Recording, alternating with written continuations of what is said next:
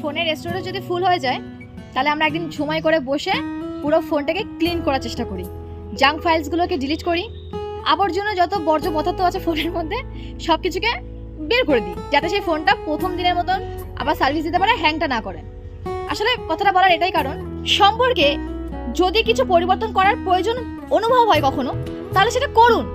মানে কিছু মানুষ এত অ্যারোগেন্ট, এত রুড, এত অ্যাটিটিউড নিয়ে কথা বলে, এত হার্শ তাদের কথাগুলো।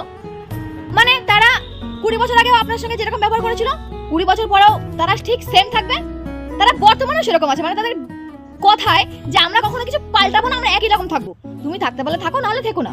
মানে আমি বুঝি না, একটা সম্পর্কে যদি কিছু পরিবর্তন করার প্রয়োজনীয়তা অনুভব হয় কখনো, তাহলে কেন করবো না?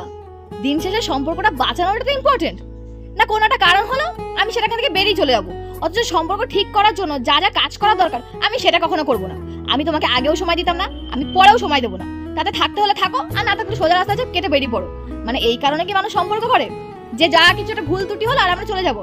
হাতের নখ বড় হয়েছে, নখটা কাটুন, পুরো আঙুল ধরে যদি আপনি উড়িয়ে দেন, এইটা কোন জায়গা সলিউশন? আপনি প্রতি মুহূর্তে একটা মানুষকে বলছেন একটু সময় দাও, দুজন মিলে সময় কাটে, কমিউনিকেশন করো, যা যা ভিতরের গ্যাপ আছে সেগুলোকে পূরণ করি দুজন মিলে। না, তারা রেসপন্স করবে না। তাদের কাছে মনে হয় তারা ঠিক, তাদের ভাবনা চিন্তা, তাদের কথাবার্তা বলা, তারা যেরকম সময় দিচ্ছে, তারা যেভাবে সম্পর্কটাকে কন্টিনিউ করছে ওরকম ভাবে কন্টিনিউ করবে। এইটা না ভুল, এটা সম্পর্কের জন্য ভুল, নিজের জীবনের জন্য ভুল। টক্সিসিটিটা বাড়ে, বই কমে না। যদি সম্পর্কের জন্য কিছু পরিবর্তন করার দরকার হয় তাহলে করে নিন, সমস্যা কোথায়? দিন শেষে তো সম্পর্কটা আপনাদের।